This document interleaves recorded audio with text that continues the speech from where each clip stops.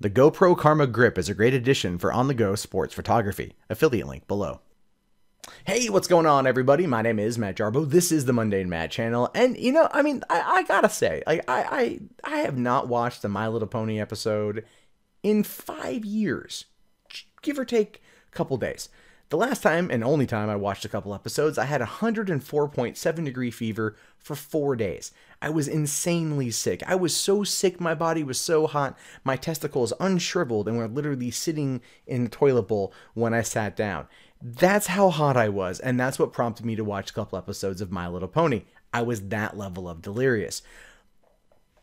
But where the fandom has gone in the couple years since then has been very interesting. Now, I've watched the documentaries. I've watched both of them. The Bronies documentary on Netflix, and then there was the one from the perspective of the voice of Applejack. I forget what it's called, but they were both interesting documentaries. I found fascinating to learn more about the community. I found it very funny to learn about like just kind of what kind of like walks of life they all come from, how they all come together, and it gave me a newfound respect for the fandom as a whole. Doesn't mean I've ever watched an episode since then. Doesn't mean I'm going to go see the movie when it comes out in a few months. It just means I get it. I understand. So I came across this Playboy article today titled "How the Alt-Right Infiltrated an Online Community of Animated Horse Lovers."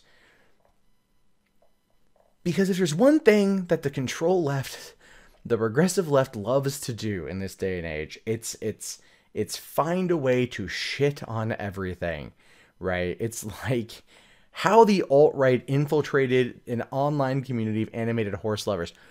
Like that's their entire fucking identity. Oh, we're Alt-Right Bronies, man. Alt-Right. Woot woot. Like, what? No, let's take a look at this here. So this is from Lexi Pandel. Posted a couple days ago on Playboy.com, which is another reason why it caught my interest. Playboy.com is now writing about bronies. I can't jerk off to an article about bronies and Playboy, just so you know. I mean, you haven't been able to get nudity in Playboy for a while now. It's coming back. And then when it comes, yeah, I probably will too. The point is, this is what they do now. This is how they're trying to fill their coffers by covering this shit here. So it says, think My Little Pony and white supremacy don't mix? Think again. Though bronies, the adult male fans of My Little Pony Friendship is Magic, have geeked out about Pegasi, dragons, and Fluttershy for years, there's a new force infiltrating the fandom. Among these bronies, there's talks of pony nationalism.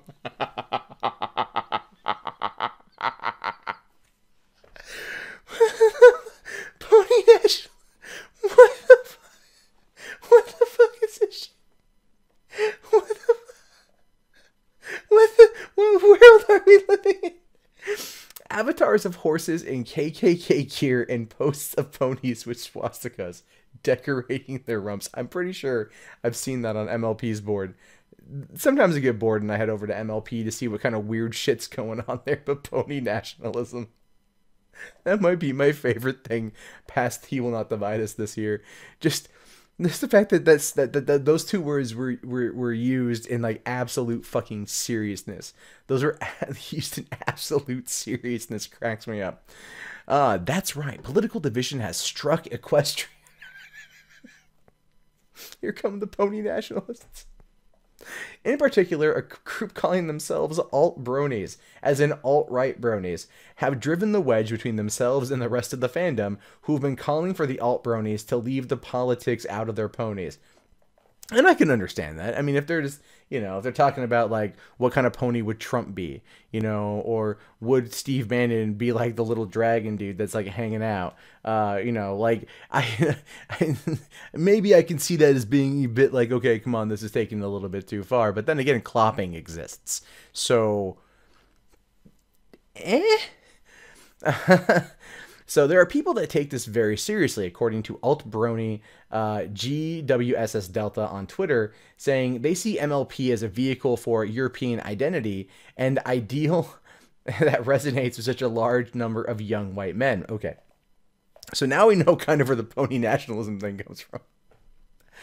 But how do they see MLP as a vehicle for European identity? Is it just because of, like, there's a princess and there's some castles and some other shit? Like, John Delancey's there. He's pretty much fucking royalty, in my opinion. Q. But the point is, like, wait. Okay, I agree with this sentence here. First of all, huh?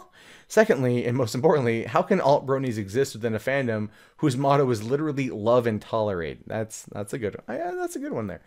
There has been a long subversive side to bronies. The fandom was born on 4chan after pony fanatics discovered each other on two message boards, one for cartoons and another for the random board.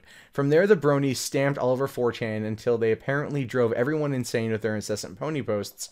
4chan banned MLP-related materials from all board except ones dedicated strictly to the fandom, effectively corralling the group. And yeah, that's how MLP was born. Again, weird shit goes on there sometimes. But it wasn't. I don't think the brony fandom was born on 4chan though. It definitely found a home there, but I don't think it was born there. The kicker, though, bronies couldn't post about Rainbow Dash anywhere else. They could post about any topic on the MLP boards as long as it was vaguely pony related, which opened it up to some pretty freaky stuff in mid discussions about Ponyville and Princess Celestia, like Princess Molestia. That's always a good one, right? Good old Princess Molestia. Fucking bronies, man. Most of the community dispersed off to other platforms, Tumblr, Reddit, Equestria Daily, Ponyville.net, and so on. Those who remained on 4chan were a different breed.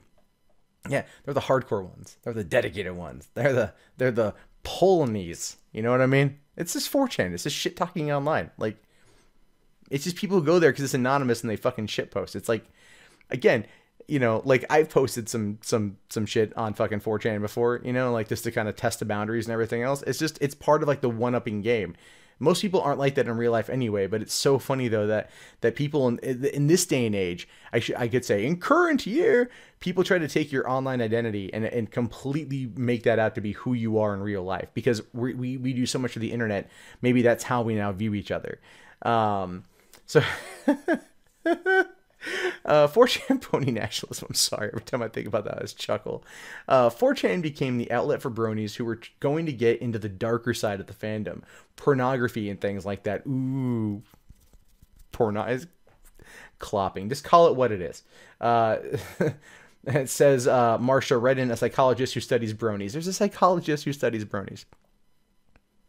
That's actually sadder to me than the people who are bronies. Right? Imagine being that psychologist going like, yes. Well, 4chan became the outlet for bronies who were going to get to the darker side of the fandom.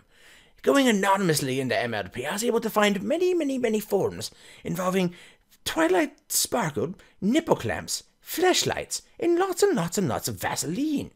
Yeah, it's like, who would go into that shit? I mean, I don't know. People study anthropological shit forever, but it's like, I don't know if I'd want to be suddenly a German psychologist that fucking studies bronies. Anyway, politics seriously entered the discussion around 2015 as a presidential election became impossible to avoid online. As you might guess, there were many liberals among those who worshipped the series about friendship, magic, and rainbow-shaded horses. However, as with any large group, and there really are lots of bronies, millions, according to the estimate by herdcensus.com. Oh my god, herdcensus.com. So there are plenty of people with other worldviews. As political talk became more common, the bronies became more stratified.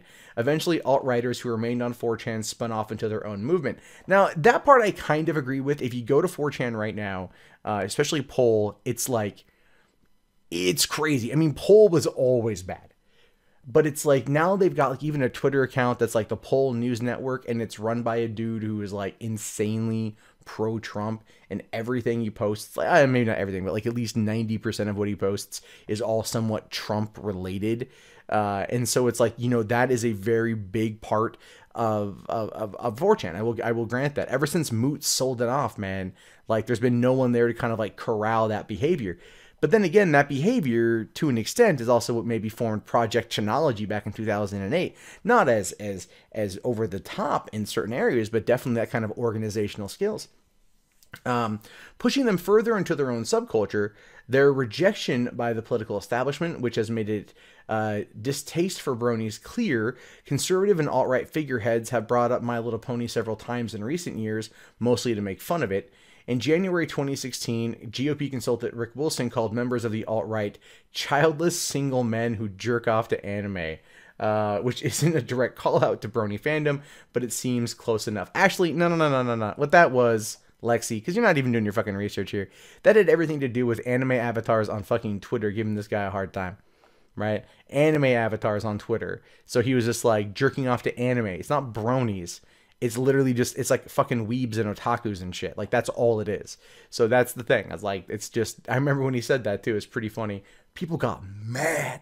But then again, like, to be perfectly, truthfully fair, saying, like, making fun of anime avatars, like, on Twitter as, like, a negative, just, oh, man, it will trigger some fucks.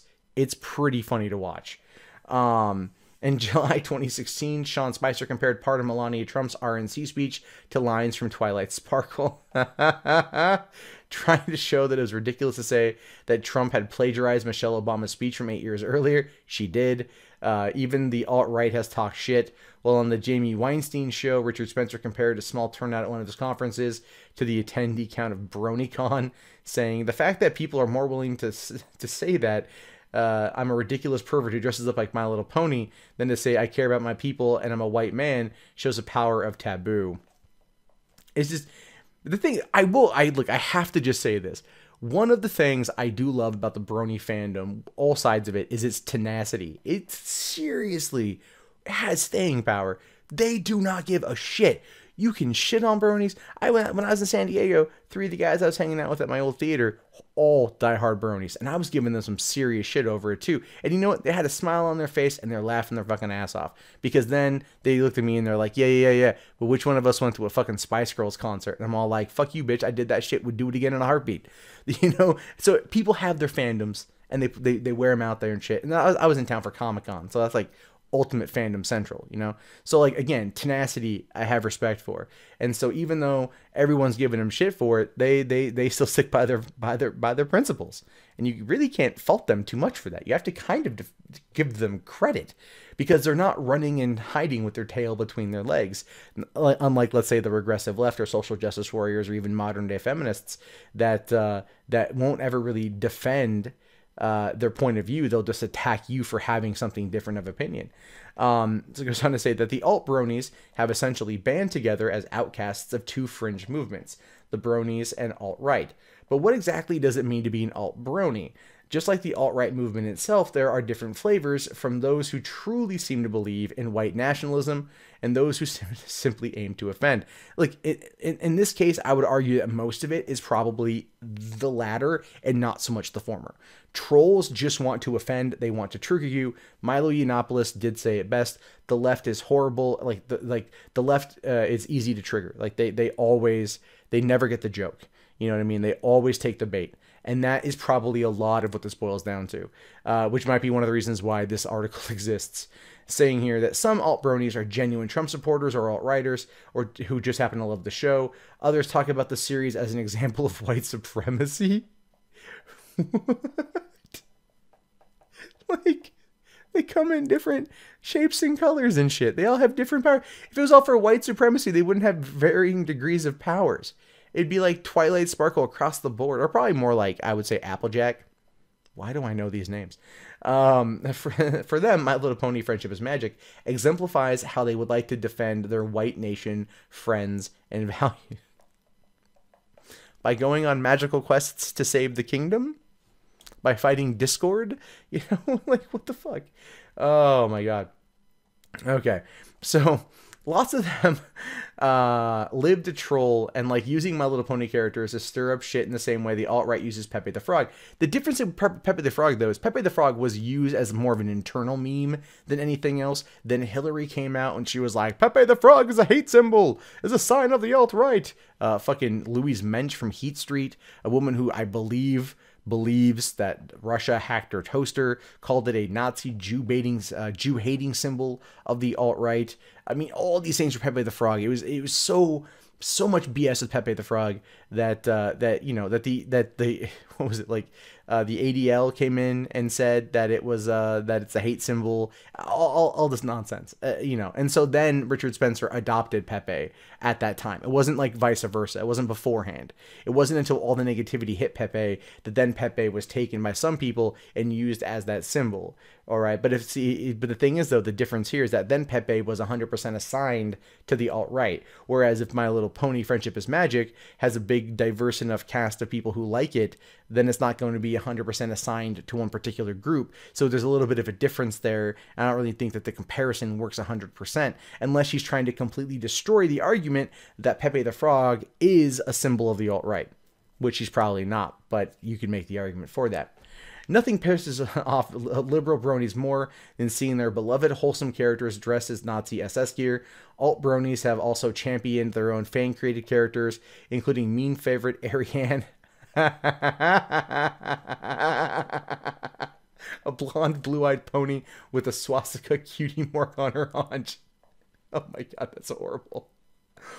Which brings us back to the whole love and tolerate thing. You may think that white nationalism is in direct conflict with what the bronies stand for. Many bronies would agree with you. Alt-Bronies have been banned from message boards and fan art sites, blocked by other bronies on Twitter, and even denied volunteer positions at conferences for posting pics of Nazi ponies. And this, again, tells me, based on what I know about trolling and that kind of shit, these guys are not trying to troll the outside world, right? Again, it's very much like an internal thing. Like Pepe the Frog was an internal thing that was then taken and just blown up to like epic proportions of irrationality. And that's kind of what's happening here. In this way, alt-bronies say it's actually their leftist herd members who are in violation of the spirit of tolerance, in the same way that the alt-right is advocated for their hate speech being protected under free speech. Well, no, hate speech is protected under free speech. It's not, there's not advocating for it. It's literally like the Supreme Court has ruled it a thing. Hate speech is protected under free speech.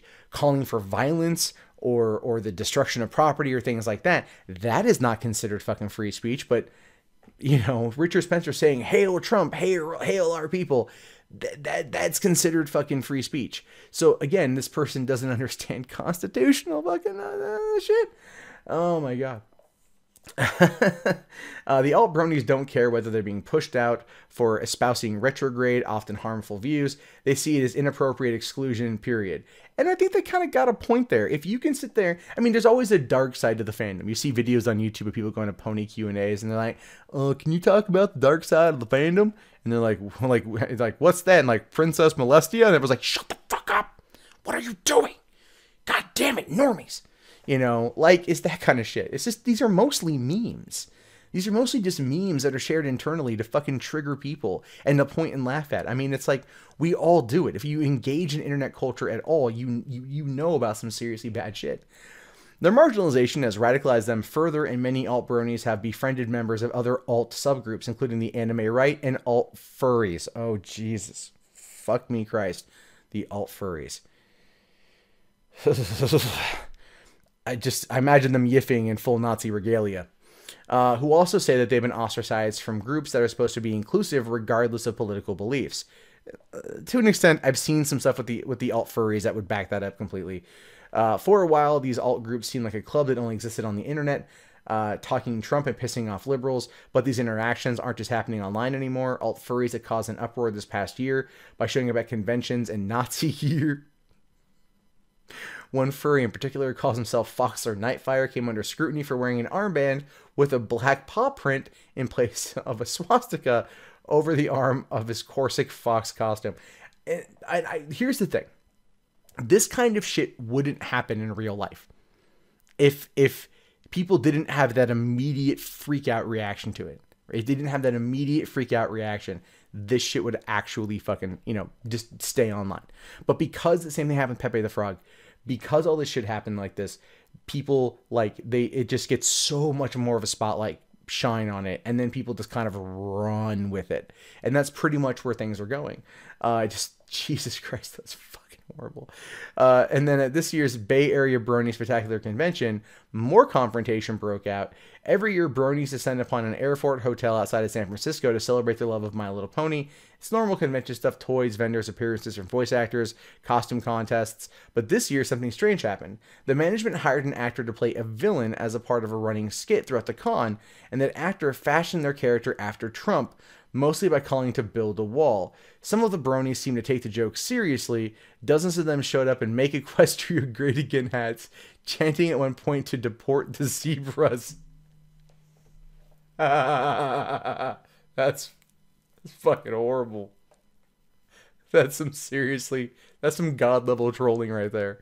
That is like, many of them don't actually like fully believe that shit. Like they are literally just doing it to troll you in real life. Like that's how far it's gone now. Because of the left and everything, because of how much they've shut down any discussion, how many people were vilified for just coming out and saying like, I like Trump, I like him better than Hillary. Like I am not a Trump supporter, but I don't vilify people who voted for him. I'm not going to sit there and call you a racist or whatever because you voted for him. That's your right to do. That's your voice to fucking speak. But it's like, this is so many other people did this kind of shit. And so that pushed them to come out and chant to deport the zebras, apparently. Oh my God. Their defense is that they are IRL shitposting, which pretty much means acting like a jerk as a farce, said a staffer at the con who asked to remain anonymous. Several of these people, most of them former friends, are indeed sexist, racist, and transphobic. It is doubtful to believe some of them are just joking when they have displayed bigotry or ignorance before. But then again, they are trying to get that reaction out of you. And they succeeded. They know what triggers you because them just suggesting that, hey, maybe Donald Trump isn't the worst thing since Hitler gets you banned from groups or banned from message boards or branded racist, sexist, xenophobic, transphobic, homophobic, whatever. You get you called a fucking basket of deplorables and shit. This is how they know to get under your skin, and they're going to do it in a real world setting because you don't have the ability to run and hide behind a block bot. And that is unfortunate that it's gotten to that point, but that is kind of the reality of what this point is. I mean, people will do that sometimes in silent ways, of kind of standing up to that kind of shit. But this is the way internet discourse has taken things. When you run and hide to the point of just blocking everyone who disagrees with you or calling anyone who disagrees with you a fucking pejorative, then this is how they respond. And it's very much a shitty situation, but it's just, Jesus Christ, that Make Equestria Great shit. Oh my God, that's fucking hysterical. That's just fucking hysterical. I don't care who you are. The glue holding everything together is the fact that regardless of what your political beliefs are, under normal circumstances, you'd be deemed an outcast by either major group, says Capra General, pseudonymous Brony co-founder of HorseDudes.net. People call us freaks and masochists. Are you willing to give up on a few people who accept you for being a fan of a cartoon? Is it worth it? Just because you don't like Trump doesn't mean a Democrat will like you for who you are if you are a brony. And he has a good point there. Whatever you think of the men who watch My Little Pony, the root of the fandom, it was genuine. Outcasts who came together through the internet to talk about their love of anthropomorphized cartoon horses. Bronies have until now been inclusive in pretty radical ways, Redden says, but she knows of people who say My Little Pony and the Brony fandom saved them from the brink of suicide. As long as you came into the group with an open heart and willingness to chat about rarity, you are welcomed. And that's how anything is, I think. That's how it should be. That's how I view gaming. That's how I view talking about movies. That's how I view most fandoms. Like, I know people that are like diehard, extreme, super lefties. I'm not. All right. But I can sit there and be like, yo, you watch Downton Abbey? And they're like, yeah? Like, you see last week's episode? Yeah? Like, dude, I can talk Downton Abbey for fucking hours. Right? I have no problem admitting I'm a gigantic fan of Downton Abbey. Right? I love that goddamn show. I've already watched the thing 3 times, all 6 seasons. I love that damn show. I will admit that, no problem. But I've talked to people who I disagree with on political levels about that because it's that common ground. It's that common ground. And through the common ground, you can have those discussions, man. You can have those discussions. You can talk about these issues. It's when people start shutting it down constantly that you're not able to have those discussions, and then the IRL shitposting takes place. Well, if it goes here to finish up. While Alt-Bronies are vocal, they still seem to be in the minority, though Redden knew plenty of Republican bronies. She'd never heard of the Alt-Bronies and was surprised to learn they existed. She said, if anything, she's observed more diversity at brony events in recent years than ever before, because it's a welcoming group. As I said, they're tenacious and they're welcoming. Like, I have respect for them as a result of that. But not everyone's going to believe the same thing politically, and there are dark memes that get passed around, and then people take them as legitimate things, and they create a base of fear around them. This, like Pepe the Frog, for example, and then people try to either like expel it or they try to reclaim it instead of just like laughing at it and not giving it any attention. So again, it's a problem that's very much just kind of a revolving door of bullshit. And then finally, she says here, still, it's undeniable that things turned ugly online and off. So what will win? Love, tolerance, and an influx of new diverse bronies, or this wave of white nationalist pony lovers?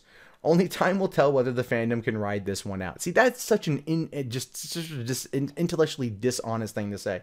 All right. So if people are saying that there's like at least, you know, 500,000 to 1 million bronies out there, that doesn't mean like that there's 500,000 to 1 million fucking Alt-Bronies. You know what I mean? Like, that's not a thing.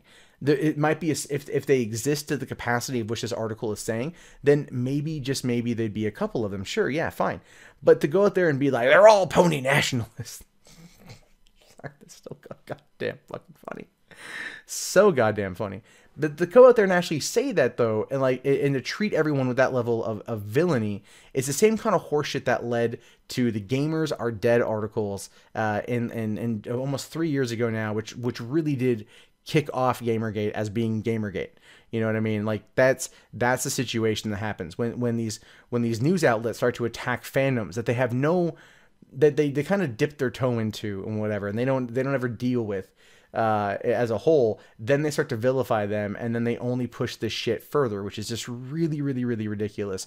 And it shows you that while Lexi Pandel here might have done some research a little bit, it was just precursory. It was surface level. It was a couple little Google searches here and there, and then put together this kind of shit piece on Alt-Bronies. You know, calls them white nationalists, pony nationalists, so on and so forth, without ever actually giving you outside of the IRL shit posting with the zebras bit, any other examples. And that's one of the reasons why I wanted to talk about this, was because this article is full of bullshit, and I think that you know, I think that if you're an Alt-Brony and you think this is horseshit, you should definitely speak up on this issue, because this is your community, your fandom being shit on by a larger publication that no longer features nudes. Okay, so whatever. And they're basically saying like, oh yeah, no, if you're a white nationalist, pony nationalist scumbag. And again, to me, that's just it's wholeheartedly intellectually dishonest, and and that's not very journalistically, ethically sound. Well, guys, that wraps up this video. If you guys like what you saw, be sure to toss it a thumbs up. If you're new, hit that subscribe. Also, hit that bell so you guys can be up to date on all the videos I post every single day on this platform. My name is, of course, Matt Jarbo. This has been the Mundane Matt channel. I appreciate you guys hanging out with me. I'll talk to you later. Have yourself a great day. Peace out.